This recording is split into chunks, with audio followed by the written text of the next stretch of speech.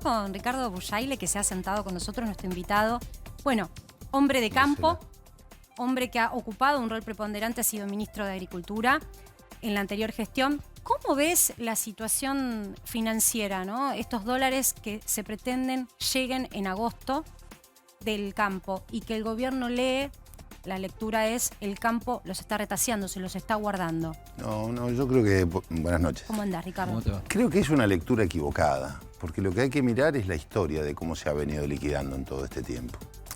¿Por qué digo que es una lectura equivocada? Porque cuando uno mira cómo liquida el productor porque acá tenemos el productor y el exportador, ¿no? Porque el productor liquida entrega el poroto de soja, el exportador hace poroto de soja en algún porcentaje mínimo y aceite y harina por otro lado. ¿Qué es lo que se ve de las liquidaciones de exportaciones? Que más allá del precio, que hace que el volumen de exportaciones sea más alto, que el monto de las exportaciones sea más alto, ha caído el volumen de producción de poroto de soja. Esto en primer lugar. En segundo lugar, la inflación no es un dato menor. Nadie sale de un bien que tiene un precio seguro para quedarse en pesos, porque la gente no tiene confianza en el peso. Y dentro del campo, la moneda de cambio es la soja. Vos alquilás si te dicen son tantos quintales de soja. YPF recibe a cambio del gasoil, recibe poroto de soja. Si vas a ir a comprar fertilizantes, vas a comprar agroquímicos, te dicen son tantos quintales de soja. Entonces, vos tenés ese canuto de soja para pagar lo que tenés que hacer durante la próxima campaña gruesa, el alquiler, el arrendamiento. Entonces, el productor va vendiendo a medida que necesita. Nadie en la Argentina, Tenemos nadie... el cuadro de la Bolsa de Comercio de Rosario para ilustrar lo que está contando Ricardo, que lo preparó Gonza Prado, nuestro productor, y es muy interesante. A ver, yo ayer lo ponía en estos términos. Uno, cuando es un empleado y recibe mensualmente un sueldo, sabe que con ese sueldo tiene que administrarlo para los gastos corrientes del mes, ¿no? Ahora, los productores no tienen un sueldo mensual, entonces tienen ingresos cuando venden y van haciendo ventas parciales para hacer rendir más sus ingresos, dado que los costos aumentan sideralmente como sube la inflación, que este mes, cambio de gabinete que también está motivado no solo por la baja, la baja expectativa que generó Batakis en términos de calma financiera, sino también porque el número de inflación estaría ya en torno al 9%. Bien, primer semestre de exportaciones agropecuarias en millones de toneladas. ¿Mito o verdad? ¿El malo es el campo o no lo es? Hoy decíamos más temprano, Ricardo, que una buena mirada es no mirar el precio, porque el precio puede fluctuar. Entonces, si yo me voy al pasado, en donde la soja tal vez se desinfló, quede obsoleto. Pero si lo comparás en volumen, en cantidad de granos colocados en el mercado, primer semestre, vamos mirando los primeros semestres. 2019, 48 millones. 2020, 51,6 millones, casi 52. 2021, 48 millones, 4. 2022, primer semestre, fue mayor. Están los promedios. Lo que te quiero mostrar es que no hay demasiada diferencia entre un año y otro. 51 millones. Es decir, un 6% más en cantidad liquidó el campo si lo comparás con el mismo semestre del año anterior. Deja que te diga una cosa respecto a eso, Marcela. ¿Por qué hay mucho poroto? Porque la gente liquidó mucho más trigo y mucho más maíz. Y hubo una disposición de Domínguez para que eso sucediera. Y eso, hubo mucho más trigo y mucho más maíz. Y entonces, si liquidaste trigo y maíz, que hiciste seguramente un poco, te quedás con un poco de soja. Pero el sueldo del productor, si yo te dijera que te voy a pagar el sueldo a precio de hoy, durante todo el año, vos me decís, no, pará, prefiero esperar e ir cobrando mes a mes, porque no sabés con lo que te vas a encontrar. ¿Qué vas a hacer con ese sueldo? ¿Vas a ir al banco a ponerlo al 5% mensual cuando tenés una inflación que vos acabás de decir?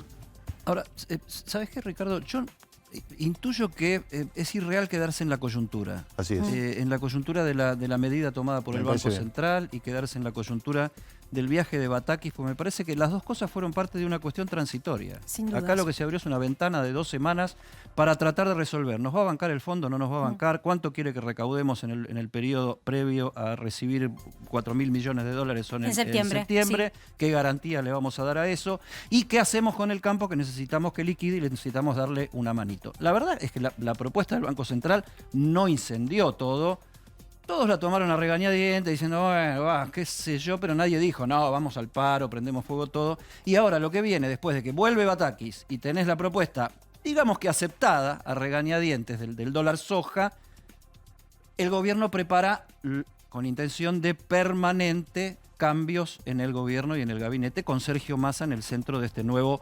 universo ministerial. Sergio Massa, que es el hombre del gobierno que más dialoga transversalmente con la oposición. Sí. Sí. ¿Qué genera estas movidas políticas desde el punto de vista económico y la expectativa de los productores en la Argentina? A ver, vos bien lo el decías. Sí, razonamiento? te interpreté. Vos lo decías. Para mí, liquidar de 50.000 pesos a 56.000 pesos la tonelada de soja durante 30 días es un detalle. ¿Qué me parece a mí? Me parece que es un detalle, me decís, está bien. Y, ¿viste? Si un detalle que los productores van a cumplir. Pero el productor va a cumplir en la medida que necesite. Bien. No va a estar motivado por los 6.000 pesos, digamos. Vamos a decirlo así, porque para explicarlo el productor cobra ese 30% que cobra la tonelada de soja, tiene que llevarlo, comprar un dólar solidario, ir a hacer un rulo y vender en el mercado financiero para entonces transformarlo en 6.000 pesos más. Pero estos son detalles, digo, lo va a hacer en la medida que necesite.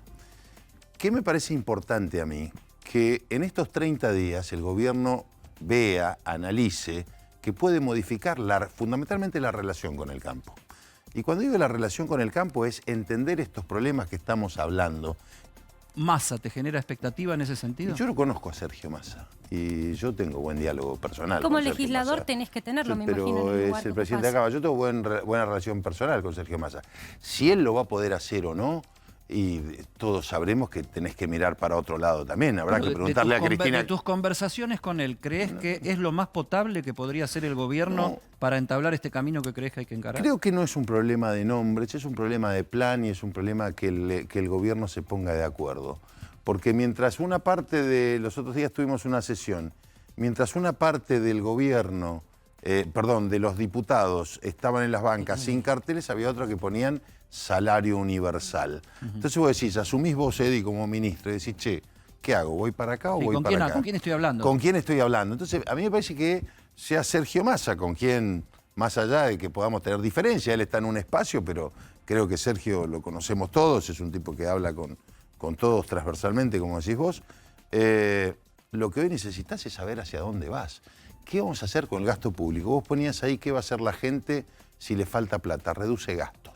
¿Estamos dispuestos a bajar? No, está diciendo vendo el auto. Vendo el auto, digamos. Es que estamos dispuestos a bajar el gasto pasa que público es y cierto... dentro del gasto público, perdón, Marcela, sí. ¿Qué vamos a bajar? Totalmente, Ricardo. Creo que sí, que está firmado con el Fondo Monetario ese compromiso. En realidad, lo que da la sensación que el mercado financiero, sobre todo, estaba pidiendo era una directriz de lineamiento político. ¿Quién manda? ¿Hacia dónde va el gobierno? Y esa especulación que infló el valor del dólar se traduce también en incertidumbre de remarcación de precios constantes, es decir, la expectativa inflacionaria subió de manera descomunal en las últimas semanas y lamentablemente no se frenó con el nombramiento de Batakis. Digo lamentablemente por los números de inflación que se están mostrando. Si el número de inflación cede, porque ceden las expectativas de devaluación y las expectativas de inflación, entonces quiere decir que Sergio Massa habrá ganado. No, yo creo que pensar que esto va a ceder, estás hablando de una inflación del 9% con arrastre. Digo, pensar que la inflación va a ceder, la inflación cede muy despacio. Si tenemos un 9%, la proyección va a ser cerca del 90 y pico %. Bueno, hay economistas que ya proyectan a marzo 100/130% con esta inercia. Yo creo que en la Argentina lo que hoy tenemos que sentarnos y decir todo, porque acá hay que pensar este año y el año que viene, decir, señores, ¿qué vamos a hacer en esta materia? ¿Vamos a seguir con un esquema de mayor presión tributaria, sí o no? ¿Cuál es el plan? El plan. ¿La oposición está dispuesta a sentarse a conversar un plan de consenso? Pero por supuesto que sí, pero el lugar para eso es el Congreso, digamos, ¿no es cierto? Porque que te llamen a la Casa Rosada y te cuenten lo que el gobierno quiere hacer, en la foto apareces diciendo... Decir, che, a mí me parece que sí, que todos los argentinos tenemos que decir, ¿estamos de acuerdo con determinadas cuestiones? Sí, vamos a votarlo, lo discutimos y lo tenés que votar. No sé quién va a ganar las elecciones el año que viene, creo que nosotros. Pero más allá de eso tenés que dar una previsibilidad. El problema grave que tenemos hoy es un problema de divisas. Sí. Y ese problema de divisas, porque más allá que hoy la producción liquide, que tengas los 13.000 millones de dólares, no los 20.000 que dice Alberto, vos tenés un problema de falta de divisas importante porque tenés una balanza comercial en materia energética absolutamente desfavorable y tenés una industria parada. Ricardo, Esto es yo grave. te invito a que aguardes unos instantes nada más. Tenemos que ir a un corte. Estamos chequeando información caliente política de último momento y enseguida volvemos con vos con novedades que se confirman.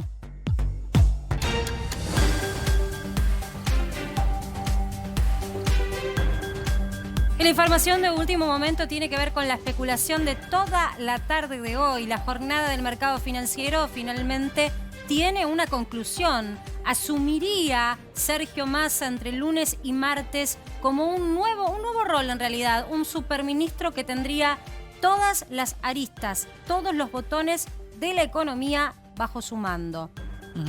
Y está con nosotros el diputado nacional Ricardo Buraile, que fue ministro del agro, ministro de Agricultura y Ganadería de la Argentina en el gobierno de Mauricio Macri, es diputado de la Nación, conoce bien a Sergio Massa en conversaciones de resoluciones concretas, por ejemplo, haber aprobado el acuerdo con el Fondo Monetario Internacional, que es el momento, el quiebre, la bisagra de pasar de un momento político a otro.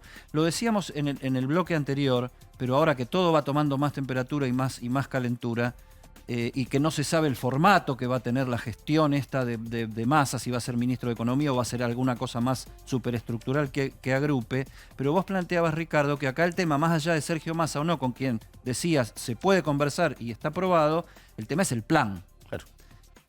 ¿Qué indicios vos tenés de las conversaciones con Sergio Massa, donde estuvieron hablando nada menos que de ponerse de acuerdo para aprobar el acuerdo con el Fondo Monetario Internacional, de el tipo de plan que podría traer, si trae alguno, Sergio Massa, debajo del poncho? A ver, estoy hablando por su posición y de lo que yo puedo Pero intuir. vos hablaste más tiempo con él de economía que nosotros, Sí, y que seguro. la gente, por supuesto. Creo que va a tener una mirada más ortodoxa. Si vos me preguntás a mí, creo que Massa tiene una mirada mucho más ortodoxa. Una mirá, si querés, lo que fue su campaña electoral. Su campaña electoral estuvo más hacia un sector pro empresa, pro sector privado, disminución de gasto público. Yo lo tengo que analizar desde ahí. Cuando hoy miro lo que pueda decir Sergio Massa hoy, lo que me pregunto es qué puede hacer Sergio Massa en esta discusión que tiene el gabinete.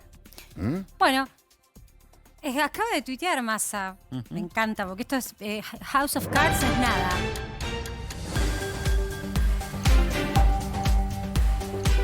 Volvemos 2 casilleros para atrás Para que sepas. Nosotros dijimos siempre, yo no dije potencial. Cuando presentamos el video de Malena Galmarini de hoy a la mañana, y donde decíamos que Massa acababa de ponerse de acuerdo con el presidente en verse el sábado a charlar tranquilos sobre la agenda de trabajo. Entre viernes y sábado, dice el tuit, veo muchos rumores y versiones, no tuve ningún ofrecimiento y recién quedé en charlar con el presidente Alferdes, @Alferdes, que es Alberto Fernández, sobre la agenda de trabajo. Por otra parte, vi que aparecieron supuestos proyectos de mi autoría, ese no nos llegó todavía, que circulan alrededor de las medidas económicas y las del Banco Central.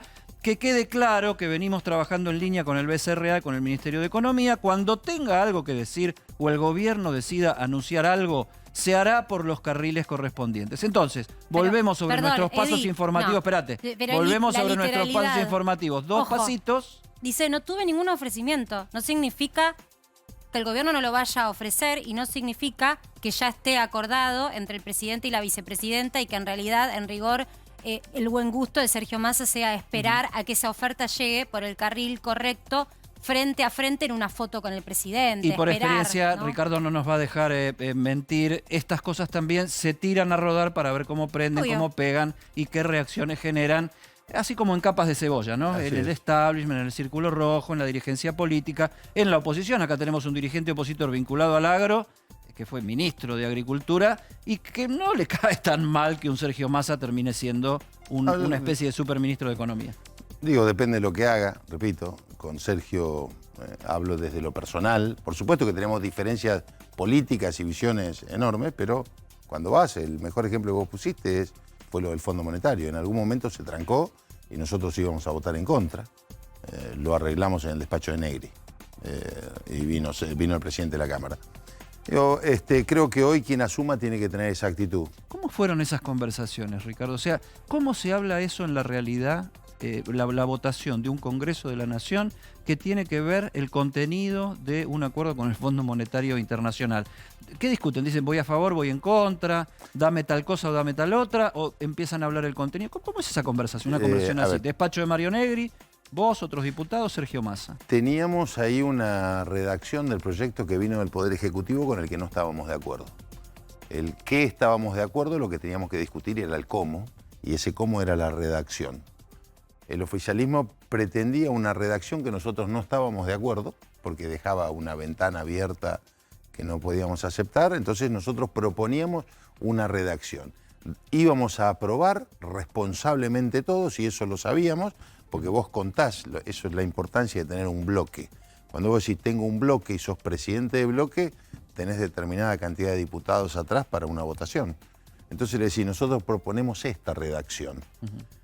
Cuando vos canjeás ley, vos podés decir, bueno, ok, esta ley te vamos a empujar y vamos a empujar esta. Sí, no otra cosa es cuando hablas de participación. Cuando hablas de reparto es otro el sentido. No es cualquier mamarracho, digamos. Es decir, tenés esta ley trabada que podés ser afín, vamos a corregir, pero puntualmente lo que uno discute ahora, es... Sergio Massa les dio bolilla y fue un factor determinante para ir a una redacción más parecida a lo que la oposición pedía, que era... Sí. Hágannos cargo de votar que hay que estar en paz con el Fondo Monetario para tranquilizar la cosa, no nos hagan cargo de un plan económico que no conocemos. Exactamente. Nosotros dijimos, acompañamos la votación para que ustedes negocien con el fondo, sí, contraigan la deuda, negocien con el fondo, pero nosotros no avalamos el plan, que esa era la discusión. Y así fue, y bueno, esto es, yo digo, estas cosas tienen que pasar y no es contubernio, no es nada, es diálogo político, que es lo que te lleva. ¿Y te pareció confiable el personaje en todas las conversaciones? El personaje Massa, digo, ¿no? Porque por ahí ahora es el con el que hay que ir a hablar. Entonces, ¿la oposición qué piensa? No sé, yo digo confiable. Si vos me decís eso, si yo tengo que decir, digo Sergio Massa asume. Pero claramente. A ver, o sea, después de este tweet vos decís asume. Es una chicana mía, si querés, ¿no? Tu apuesta. El lunes te cuento, pero... ¿Cuántos quintales de soja me apostás? No, yo kilo de carne, yo hago kilo de carne. Ricardo, pero unos cuantos kilos de carne. Digo, si es un rol preponderante como se observa, sería el de nuevo superministro, la figura de Massa va a cobrar una investidura política muy relevante y estamos en una carrera electoral, aunque falte mucho tiempo, pareciera ser que todo el mundo está especulando con eso. ¿Cómo queda la oposición frente a este movimiento político si se concreta? El humor social no es bueno. Cuando vos salís y le preguntás a la gente cómo está hoy, la gente vota oficialismo u oposición. Es muy difícil que un gobierno gane una elección cuando la gente está enojada con el oficialismo. Ni siquiera analiza lo que hace la oposición. ¿Vos decís que la oposición, la gente ve a la oposición como un conjunto? Porque incluso la oposición, y vamos a Juntos por el Cambio, hay miradas tan antagónicas. No es lo mismo lo que dice Patricia Bullrich, por ejemplo, sobre qué hay que hacer con el dólar, a lo que expresa políticamente Larreta o Manes incluso. La gente lo que pone lo que vota es si aprueba o no la gestión del oficialismo. Claro. Cuando vos no estás de acuerdo con el oficialismo, elegís... Antes que nada que estos no sigan y después vemos... Después vemos si voto a Bullrich, a Manes, Esta es la primera discusión que tenés. Entonces hoy el oficialismo, la gente está de mal humor. Porque esto que vos estás viviendo es un mal humor social. Me pasó hoy en la rural, muchas veces... Lo veíamos en la encuesta de antes, más que mal humor, la gente está sufriendo.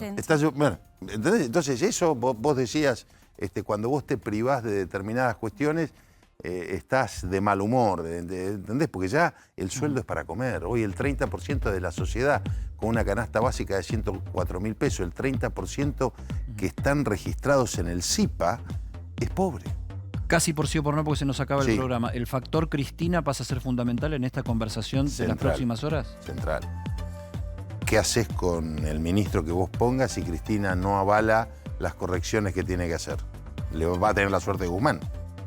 Gracias por la visita, diputado. Gracias a ustedes, muy amable.